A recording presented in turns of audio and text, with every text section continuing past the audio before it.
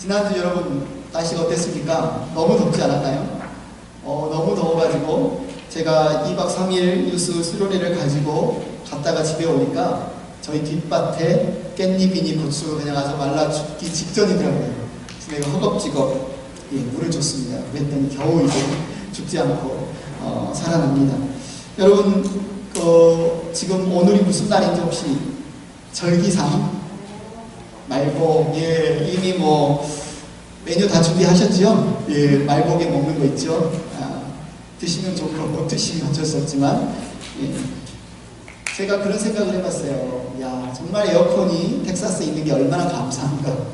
에어컨이 텍사스에 없었다면 내가 어떻게 살았을까, 이런 생각을 해봤는데요. 또 그러다가 에어컨이 없는 시대에 살았던 텍사스 사람들 텍산이라고 부르잖아요. 텍산들은 그때는 어땠을까, 이런 엉뚱한 생각을 한번 해봤습니다. 저와 여러분이 에어컨 없는 시대에 텍사스에 살았다면 어땠을 것 같아요? 막 짜증과 불쾌지수가 막 여기까지 오를 것 같습니까? 우리가 짜증내고 불평한다고 더위가 물러가지는 않을 텐데 오히려 열만 오르고 스트레스만 받고 몸만 상하겠지요. 그래서 우리 선조들은 어떻게 이 더위를 이겨냈을까? 에어컨도 없고 냉장고도 없는 시대에 어떻게 이겨냈을까? 제가 한번 생각해 보니까 그냥 더위로 인정한 것 같습니다. 삼복 더위라고 하죠. 초복 하면 이제 더위가 시작됐구나, 되게 덥겠구나. 중복, 야 진짜 덥겠다. 말복, 야 이제 말복이 가장 덥고 지나가면 이제 또 시원한 바람이 불겠구나. 이 더위를 더위로 인정하는 것, 내게 처한 이 상황을 있는 그대로 받아들이는 게 아마 우리 조상들, 선조들의 지혜가 아니었나라고 생각합니다. 우리가 처한 이 상황, 우리가 만든 환경을 어떻게 바라보고 그걸 어떤 마음을 품느냐가 우리에게 굉장히 중요하죠. 이 사진의 인물 혹시 여러분이 보신 적 있습니까? 한국 사람은 아니죠. 수염이 많고 안 보이네요. 톨스토이, 나중에 사진이 나올 수도 있고 안 나올 수도 있지만 톨스토이의 사진입니다. 톨스토이의 노년 작품 중에 이런 작품이 있습니다. 사람에게는 얼마나 많은 땅이 필요할까? 사람에게는 얼마나 많은 땅이 필요할까? 단편 작품인데요. 이 작품 아마 읽어보신 분도 있고 아마 잘 모르시는 분도 있을 텐데, 간단하게 줄거리를 말씀해드리면 바흠이라는 러시아 농촌에 소작농 바흠이라는 농부가 있었어요. 이 농부는 나름대로 성실합니다. 톨스토이 그림이고요. 성실합니다. 그래서 이 농부는 게으름을 피우지 않고 농사 짓는 일에 있어서는 굉장히 열심을 내는 사람이에요. 그런데 이 농부 바흠에게 있어서도 소작농, 남의 땅을 빌려서 농사를 지어서 벌어먹고 사는 이 바흠에게 있어서 딱 한 가지 욕심이 있었는데, 뭐냐면 남의 땅이 아니라 내 땅을 갖고 싶다라는 욕심이죠.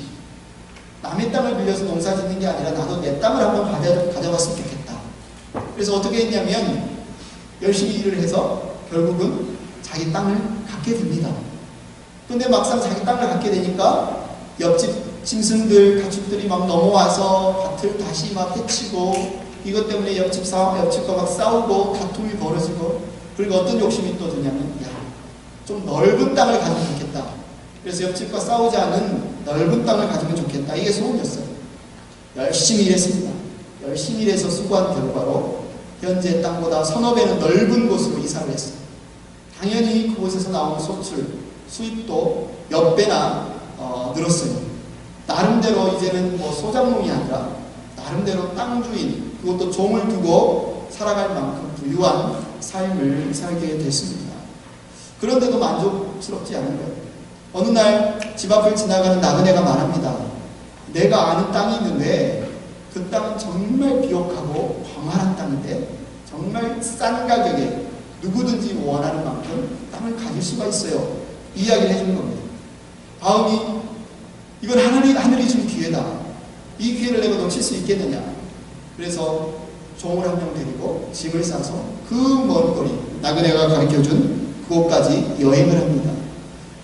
막상 그곳에 도착해보니 그곳 사는 사람들은 유목민들입니다. 마을 촌장한테 가지고 왔던 선물을 주면서 내가 이 땅을 사고 싶다라고 했더니 아주 간단하게 땅을 살 수 있는 방법을 알려줍니다.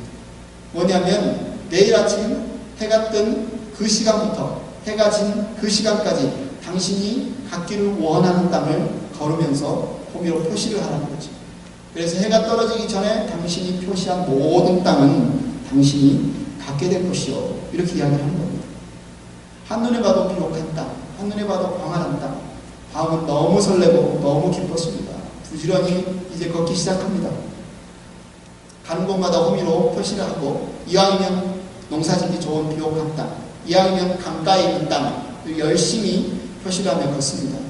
반나절이 훌쩍 지나고 이제 반나절이 지났기 때문에 다시 돌아왔던 곳으로 돌아가야만 되는 그런 여유 있는 시간이죠. 그런데 막상 고개를 돌리려고 하면 눈앞에 있는 땅이 너무 좋은 거예요. 야, 저게 감자를 심으면 얼마나 좋을까.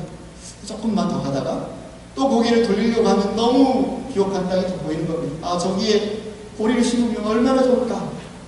그렇게 조금만 더 가다가 이제는 정말 해가 뉘엿뉘엿해지는 그런 시간까지 됩니다.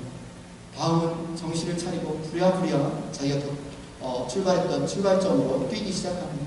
거추장스러운 신발도 벗어버리고 거추장스러운 옷도 벗어버리고 맨발로 뛰기 시작합니다.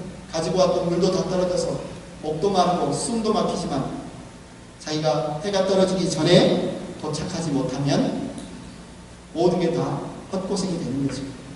막 숨이 여기까지 차오르는데도 쉬지 않고 뛰기 시작합니다.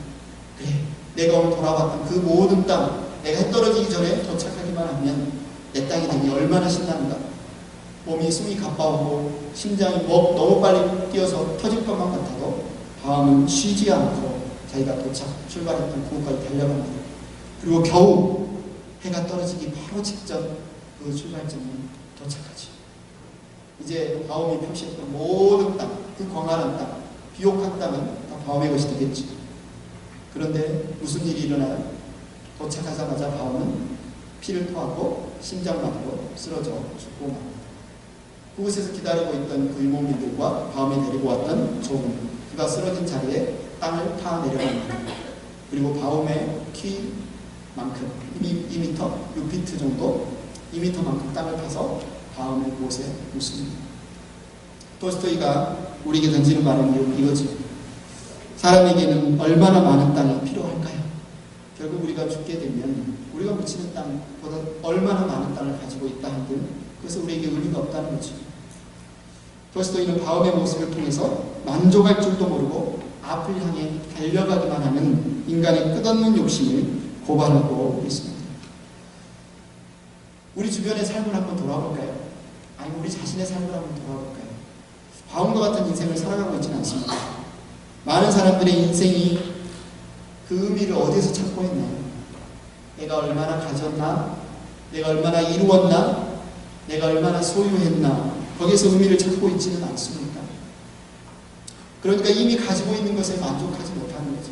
이미 어떤 것을 가지고 있다 할지라도 더 많이 가져야, 더 많이 이루어야 내 인생이 정말 의미 있는 인생이 되고 내 인생이 정말 행복한 인생이라고 생각하는 사람에게 있어서 현재는 결코 만족스럽지 않습니다. 그러다가 바움처럼 결국 조금만 더 달려가다 나에게 허락된 소중한 시간을 허비하고 마는 것이죠. 우리는 크리스찬이기 때문에, 우리는 신앙생활을 하기 때문에 그렇지, 욕심 부리지 말아야지, 정말 만족하는 삶을 살아야지, 감사해야지, 이런 마음을 먹으려고 애를 씁니다. 그렇지만 문제는 뭐죠? 마음대로 안 된다는 겁니다. 이 마음이 잘 먹어지지 않는다는 거죠. 오늘의 삶에서 만족을 찾고 싶지만 그 만족이 잘 되지 않는다는 거예요. 여러분, 오늘 우리가 읽은 이 빌립보서의 별명이 뭔지 아세요? 빌립보서니까 빌립보에 보내는 편지죠. 이 편지에 별명이 있는데 별명이라고 하면 이 편지에 가장 많이 나오는 단어, 그 단어가 이 빌립보서의 별명입니다. 빌립보서에는 총 4장이죠. 4장의 짧은 편지인데 기뻐하라, 기뻐한다, 기쁨, 기쁜, 이 기쁨에 관련된 단어가 17번이나 나옵니다. 그래서 이 빌립보서의 별명은 기쁨의 서신이에요. 바울은 뭐가 그렇게 기뻐서 이렇게 기쁘다. 나는 너무 기쁘다. 크게 기뻐한다. 너희도 나처럼 기뻐해라. 라고 이렇게 권면하고 있을까요? 바울이 뭐가 이렇게 기뻤을까요? 우리가 지난주 말씀을 통해서도 우리가 나눴지만 사실 바울은 지금 감옥에 갇힌 수감자의 신분입니다. 감옥에 갇혀 있어요. 결국 기뻐할 수 없는 상황 아닙니까? 뿐만 아니라 바울을 시기하고 질투하는 사람들이 바울이 감옥에 갇히는 것을 더 괴롭게 하기 위해서 예를 쓰고 있습니다. 그리고 정말 나의 사랑하는 동료자, 나의 사랑하는 교회라고 생각하는 빌립보 교회 소식을 에바브로디도 편에 들으니까 중요한 교회의 핵심 멤버들이 서로 싸워요. 다퉈요. 하나 되지 못하고 있는 그런 상황에 있습니다. 만약 나 같으면 머리가 그냥 지끈지끈 아프고 스트레스를 받아서 정말 우울증에 걸릴 것만 같은 그런 상황 아닌가요? 그런데 바울은 지금 17번이나 기쁘다는 표현을 사용합니다. 기쁘다, 기쁘다, 너무 기쁘다. 그리고 여러분도 기뻐하라. 오늘 본문 나오기 전에 4장 4절에서도 이렇게 말하죠. 주님 안에서 항상 기뻐하십시오. 다시 말합니다. 기뻐하십시오. 바울은 뭐가 도대체 그렇게 기뻤을까? 바울은 뭐가 도대체 그렇게 기뻤을까? 오늘 우리가 읽은 본문 10절에 역시 바울은 크게 기뻐한다 라고 말합니다. 무엇을 기뻐한다고 이야기하고 있어요? 나를 생각하는 마음이 여러분에게서 지금 일어난 것을 보고 나는 주님 안에서 크게 기뻐한다. 약간 문학적인 표현이죠. 빌립보 교회 성도들이 바울을 생각하는데 그 생각하는 마음이 좀 커진 것을 보고 나는 기뻐한다.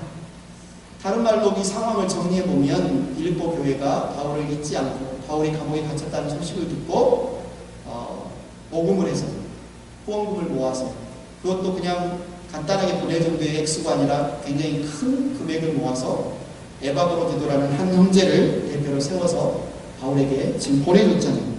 그래서 생각하면 이 상황을 보면 우리는 이렇게 생각할 수 있어요. 아, 바울이 정말 경제적으로 힘들었는데 물질적으로 힘들었는데 자신을 잊지 않고 기억하고 물질을 모아서 후원금을 모아서 자신을 도와준 이 빌립보 교회 성도들 때문에 정말 기쁘구나.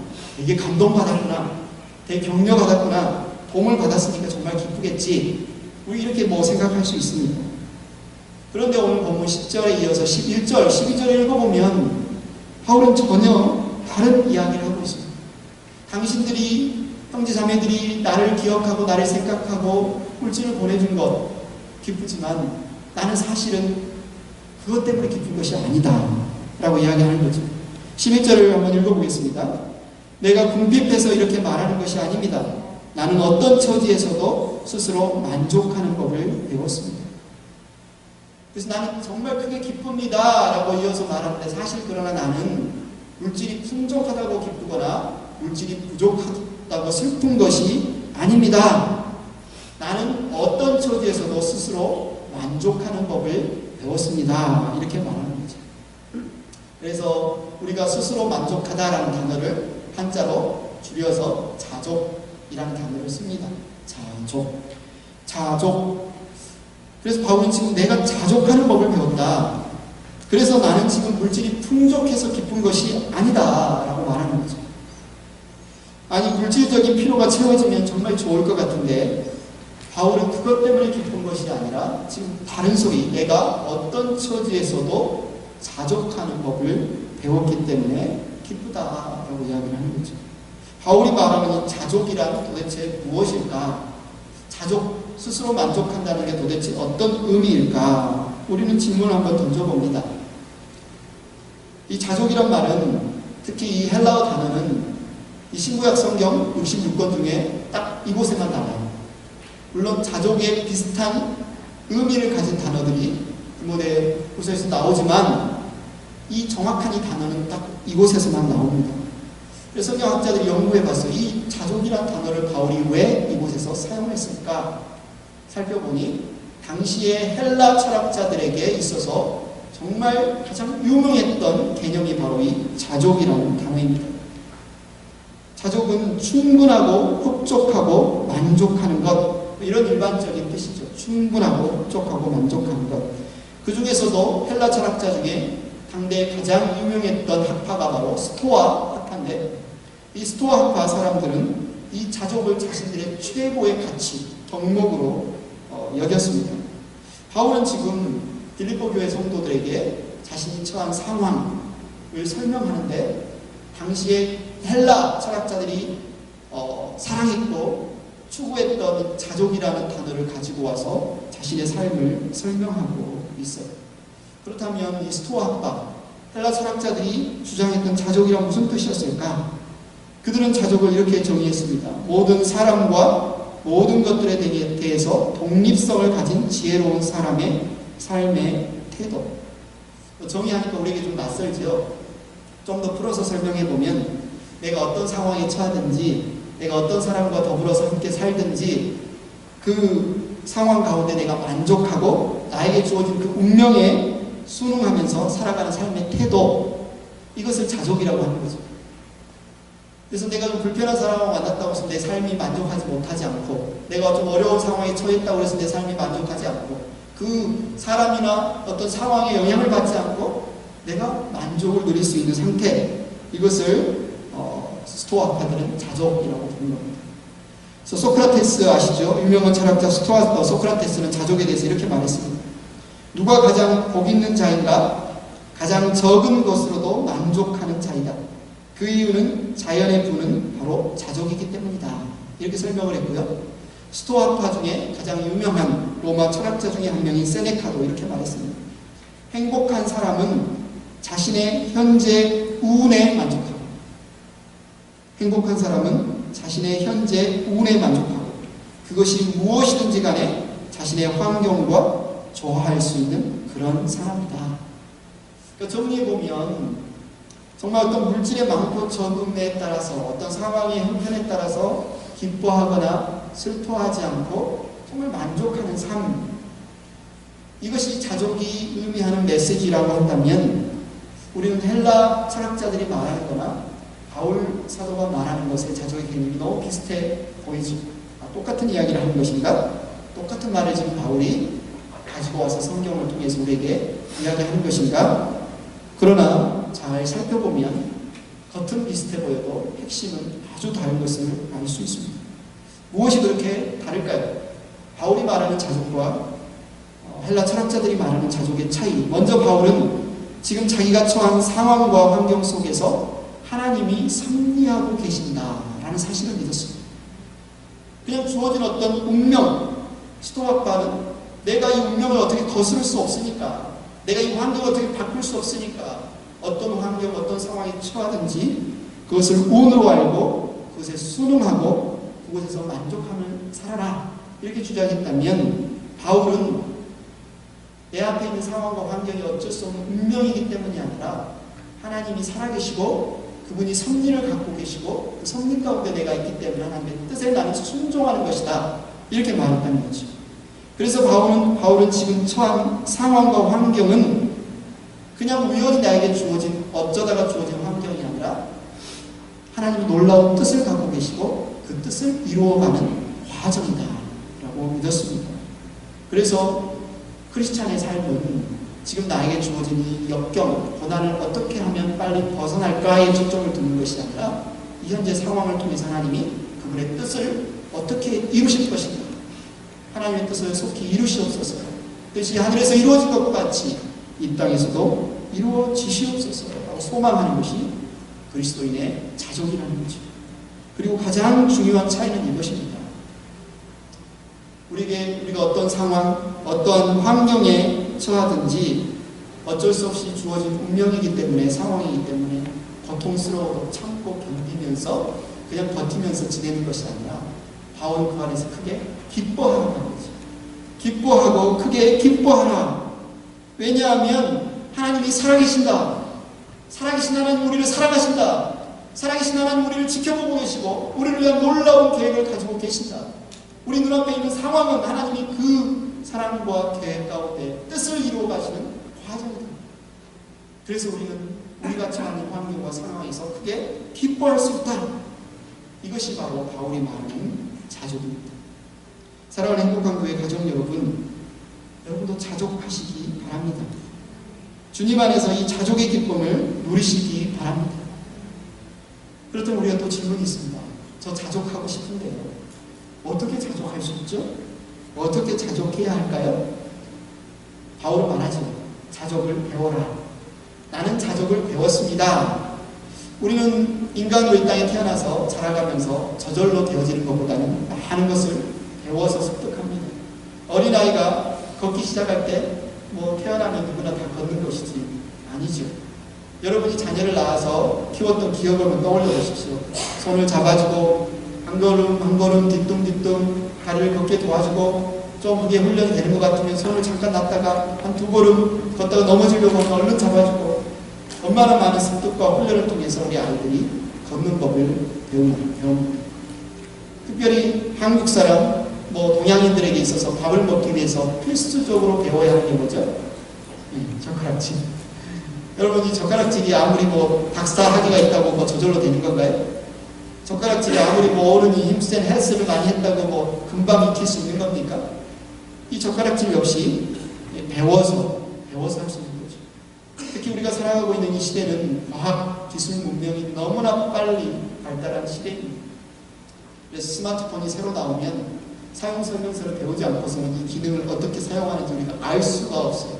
우리 집에 사용하는 수많은 물품들, 우리 성도님들이 일하는 가게의 수많은 기구들, 그냥 딱 보면 한눈에 이거구나라고 알 수 있는 게 없어요. 우리는 배워야 합니다. 그래서 어쩌면 이런 사용 설명법 아니면 수리하는 방법을 동영상으로 찍어서 유튜브에 엄청나게 많이 올리잖아요. 그래서 이 시대는 아마 유튜버의 시대다. 그래서 유튜버 사용 설명서가 없으면 하루도 살아갈 수 없다라고 느낄 만큼 배워서, 익혀서 우리는 그것을 할 수 있습니다. 그런데 바울은 이 자족하는 삶 역시 나는 배웠다라고 말하고 있어요. 영어 표현을 보면 하루아침에 내가 자족할 수 있게 되었다가 아니라 오랜 시간 꾸준히 훈련함으로 내가 배워서 자족하게 되었다라고 말할 수 있어요. 우리 역시도 배워서 자족할 수 있습니다.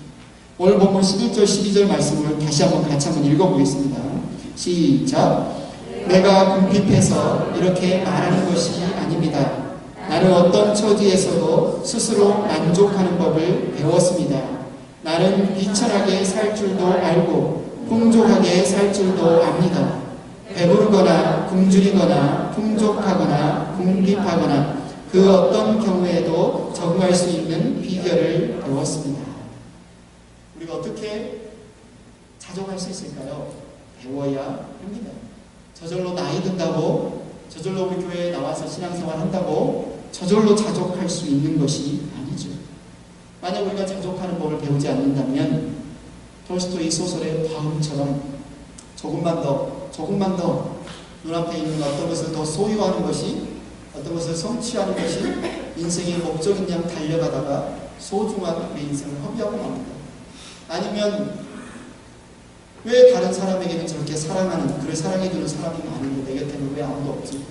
왜 다른 사람에게는 저렇게 건강하고 아프지도 않고 그냥 80, 90대 때까지 건강하게 사는데 내 몸은 왜 이렇게 아플까? 다른 사람은 평생 놀고 먹어도 걱정 없을 만큼 재산인데 나는 아침부터 저녁까지 수고해서 땀 흘려도 돈 걱정하는 이런 인생일까? 원망하고 불평하는 그런 인생을 살아갈 수밖에 없다는 거죠. 사도 바울은 말합니다. 나는 자족하는 법을 배웠다. 어떤 처지에서도 스스로 만족하는 법을 배웠다. 배부르고 풍족해도 자족할 수 있고 배고프고 궁핍해도 자족할 수 있다. 때때로 우리가 착각하죠. 내가 만족하지 못하는 이유, 감사하지 못하는 이유, 내가 기뻐하지 못하는 이유는 내가 풍족하지 못하기 때문이다. 착각을 합니다. 내가 풍족하기만 하다면, 내가 정말 건강하기만 한다면, 내가 정말 이루고 싶은 그 꿈이 이루어지기만 한다면 나는 정말 감사 잘할 것 같은데, 나는 정말 만족하며 자족하면서 정말 성령 충만하게 잘 살 것 같은데 정말 그럴까요? 바울을 보십시오. 그런 소작농이었을 때 단 한 가지 소원이 있었어요. 남의 땅 벌어먹는 거 아니라, 남의 땅 빌려서 농사 짓는 거 아니라 내 땅만 가질 수 있다면 얼마나 기쁠까. 소원을 이뤘습니다. 그래서 자족하며 살았습니까? 아니요. 야, 이 땅이 너무 좁아. 더 넓은 땅, 1,500배는 돼야 될 것 같아. 그러면 정말 후회 없이 평생 잘 살 수 있을 것 같아. 서너 배의 땅을 얻었습니다. 만족했습니까? 아니요. 이것도 부족해요. 결국 그는 그 먼 곳을 찾아서 아침부터 해 떨어질 때까지 욕심합니다. 결국 심장마비로 죽고 말았습니다. 사람들은 잘 살고 배부르기 시작해서 만족하는 것이 아니에요. 오히려 잘 살고 배부르면 더 잘 살고 싶고 더 배부르고 싶고 그러면서 자기보다 더 많이 가진 사람, 자기보다 더 많이 성취한 사람과 비교하면서 나는 왜 이렇게 덜 가졌지? 나는 왜 이렇게 부족한 게 많지? 불만족한 것들을 세기 시작합니다. 많은 크리스찬들도 고백하지요. 하나님, 제게 이것을 주신다면 제가 정말 하나님 헌신하겠습니다. 하나님, 제가 원하는 대학에 들어갈 수가 있다면, 제가 원하는 직장에 들어갈 수가 있다면 정말 나머지 내 인생을 주님께 충성하고 헌신하겠습니다. 정말 그럴까요? 정말 그럴까요? 오늘 이 자리에서 내가 주님이 주신 것으로 자족하지 못한다면, 내가 오늘 이 순간 정말 하나님을 더 사랑하고 더 신뢰하지 못한다면, 우리의 성취를 이룬 이후에, 모든 것을 가진 이후에 정말 하나님께 더 헌신할 수 있다, 더 충성할 수 있다, 우리는 약속할 수가 없습니다. 그렇지 못할 가능성이 많습니다. 사랑하는 행복한 교회 가족 여러분, 어떤 처지에서도 스스로 만족하는 법을 배우십시오. 지금 나의 형편이 부하든지 가난하든지 좋은 상황이든지 그렇지 못한 상황이든지 간에 여러분의 형편에서 자족하는 법을 배우시기 바랍니다. 바울은 나는 자족하는 법을 배웠다라고 말합니다. 누가 자족할 수 있을까요? 누가 자족할 수 있을까요? 오늘 본문은 나에게 능력 주시는 분 안에서 자족할 수 있다. 나에게 능력 주시는 분 안에서 자족할 수 있다. 라고 말합니다. 오해하면 안 됩니다. 조심해야 합니다. 긍정적인 사고, 적극적인 사고, 된다, 할 수 있다, 그래, 가능해, 이런 마음을 내가 막 가지면 그냥 되는 겁니까? 빌립보서 4장 13절 말씀은 빌립보서 성경 구절 중에 가장 잘 알려진 구절입니다. 많은 분들이 이 구절을 익히 알고 있어요. 한번 읽어볼까요? 시작. 나에게 능력을 주신 분 안에서 나는 모든 것을 할 수 있습니다. 읽기만 해도 막 힘이 나죠. 나의 능력 주시는 분 안에서 내가 모든 것을 할 수 있습니다. 크게 적어가지고 액자에 넣어가지고 우리 집 현관 앞에 거실에도 걸어놓고 우리 가게에도 걸어놓고 우리 핸드폰 화면에도 걸어놓고 컴퓨터 화면에도 막 해놓고 있으니 그래, 적극적으로 믿으면 돼, 사고하면 돼, 긍정적으로 생각하면 돼. 많은 분들이 앞뒤 문맥을 잊지 않고 그렇게 생각해요. 거기에다가 불에 기름을 붓듯이 적극적 사고, 긍정적 사고, 신학을 주장하는 어떤 신학자들, 목회자들이 말합니다. 여러분들이 얻지 못하는 이유는 구하지 않기 때문에, 여러분들이 소원을 이루지 못하는 이유는 적극적으로, 긍정적으로 생각하지 않기 때문입니다. 구하십시오. 적극적으로 생각하십시오. 여러분의 소원을 다 이룰 수 있습니다. 그러나 여러분, 사도 바울은 절대로 그런 의미에서 이 구절을 이야기하고 있지 않아요. 사도 바울은 지금 무엇에 대해서 이야기하고 있냐면, 내가 어떤 처지에 있든지 나는 자족하는 법을 배웠다. 묻습니다. 바울 사도, 당신은 그럼 어떻게 자족하는 법을 배웠습니까? 나는 능력 주시는 분 안에서 자족하는 법을 배웠다. 나에게 능력 주시는 분 안에서 나는 자족할 수 있다. 지금 이 고백을 하고 있는 것이죠. 바울은 지금 자신이 어떤 처지에 처하든지 자족할 수 있는 그 능력의 비결이 예수 그리스도 안에 있다고 지금 선포하고 있는 것입니다. 누가 자족할 수 있나? 능력 주시는 분 안에 있다. 누가 자족할 수 있나? 능력 주시는 분인 예수 그리스도 안에 있는 자가 자족할 수 있습니다. 이미 예수 그리스도께서 요한복음에 우리에게 이렇게 말씀하셨어요. 같이 읽겠습니다. 시작. 나는 포도나무여 너희는 가지이다. 사람이 내 안에 머물러 있고 내가 그 안에 머물러 있으면 그는 많은 열매를 맺는다. 너희는 나를 떠나서는 아무것도 할 수 없다. 너희가 내 안에 머물러 있고 내 말이 너희 안에 머물러 있으면 너희가 무엇을 구하든지 다 그대로 이루어질 것이다. 누가 자족할 수 있어요? 예수 그리스도 안에 머물러 있는 사람이 자족할 수 있어요. 왜 자족할 수 있어요? 예수 그리스도께서 우리의 창조주이시고 우리의 공급자이시기 때문에 그렇습니다. 우리가 하루하루 살아가는 동안 우리의 삶의 이유, 내가 왜 살아야 되지? 무엇을 위해 살아야 되지? 삶의 목적을 공급해 주시는 분, 알려주시는 분이 예수님이십니다.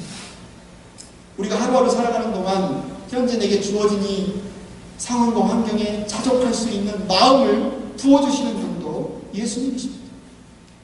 우리가 처한 가정에서, 일터에서, 교회에서 30배, 60배, 100배 주님의 뜻에 따라서 열매 맺게 하시는 그 능력을 공급하시는 분도 바로 예수님이에요. 그래서 예수님 안에 머물러 있는 사람만이 자족할 수 있어요. 우리가 이 자족이라는 단어를 가끔 오해합니다. 자족하고 비슷한 단어가 또 한자도 비슷하잖아요. 자급자족. 자급자족. 자족이 자급자족에서 오구나. 스스로 잘 먹고 스스로 잘 혼자 서서 잘 살 수 있는 말인가 보다. 아닙니다. 사도 바울이 지금 말하는 자족은 예수 그리스도 안에서의 자족을 말하고 있습니다. 누가 자족할 수 있어요? 예수님과 연합된 사람이 자족할 수 있습니다. 누가 자족할 수 있어요? 예수 그리스도의 몸된 지체가 자족할 수 있어요. 누가 자족할 수 있어요? 예수 그리스도 안에 머물러 있는 사람이 예수님께서 주시는 능력으로 자족할 수 있습니다. 우리는 자족하는 삶을 살아야 되고, 우리는 자족하는 법을 배워야 되고, 우리는 예수 그리스도 안에 있을 때, 머물러 있을 때 자족할 수 있다는 것을 배웠습니다. 그렇다면 자족하는 사람이 이제 어떤 삶을 살아야 될까? 오늘 보면 10절에서 바울이 뭐라고 고백했죠?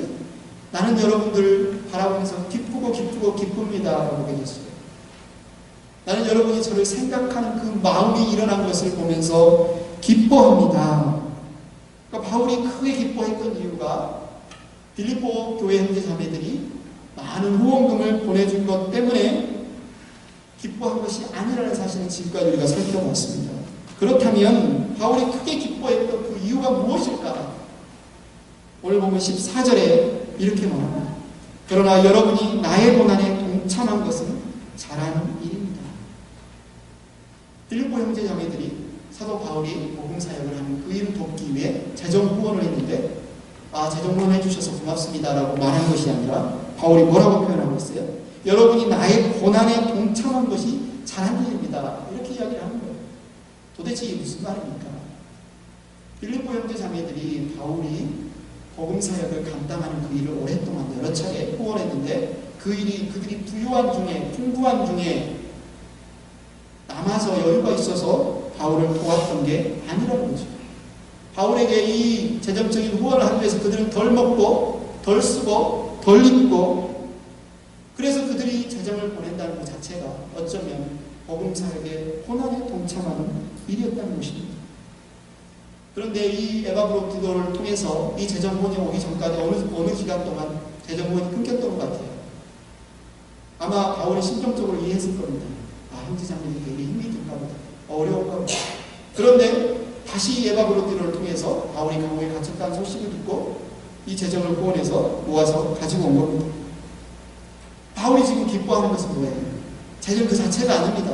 물질 그 자체가 아니에요. 빌립보 교회 형제 자매들이 그 마음, 그 사랑, 바울의 복음 사역에 고난을 당하면서까지 참여하기를 원하는 그 동참 그 자체, 바울은 그것을 지금 기뻐하는 것이에요. 그래서 오늘 보면 17절에 이렇게 말합니다. 나는 선물을 바라지 않습니다. 나는 여러분의 장부에 유익한 열매가 늘어나기를 바랍니다. 지금 바울은 빌립보 교회 자매들이 보내온 물질, 재정에 큰 관심이 없어요. 이미 고백했어요. 나는 능력 주시는 분 안에서 풍족에 처할 줄도 알고 비천에 처할 줄도 안다. 무엇을 기뻐하고 있는 거예요? 지금 무엇을 즐거워하고 있는 겁니까? 우리 빌립보 교회 형제 자매들이 조금만 더 욕심에 매여 이 땅에 매여 살아가지 않고 사도 바울이 전하는 그 복음의 가치와 소중함을 알고 기꺼이 자기가 고난을 당하면서까지 그게 동참하기를 원하는 그 마음, 이 땅이 전부가 아니라 우리를 예비하고 있는 하늘나라가 있고 그 하늘나라에 상급이 예비되어 있음을 믿는 그 믿음, 그 자체를 바울은 기뻐하고 있습니다. 하나님은 결코 우리의 섬김을 잊어버리시는 분이 아니에요. 예수님이 말씀하시죠. 우리가 예수님의 이름으로 작은 자 하나에게 물 한 컵, 물 한 잔 대접한 것까지 우리 하나님 기억하시는 분이십니다. 그래서 오늘 본문 18절에 빌립보 형제 자매들이 고난 중에 덜 먹고 덜 쓰고 아껴서 바울에게 보내온 그 후원금을 뭐라고 표현하냐면 그것은 아름다운 향기이며 누구에게요? 우리 하나님 아버지께 아름다운 향기이며 하나님께 기쁘시게 드리는 제물입니다. 그냥 바울과 빌립보 교회 형제 자매들 간에 어떤 재정 후원 문제가 아니라 이것은 하나님 아버지께 드리는 향기로운 제물이다라고 표현하고 있습니다. 그래서 19절 바울은 담대하게 화가 납니다. 우리가 믿음을 담아서 한 목소리로 한번 읽어보겠습니다. 시작. 나의 하나님께서 자기의 풍성하심을 따라 그리스도 예수 안에 있는 영광으로 여러분에게 필요한 것을 모두 채워주실 것입니다.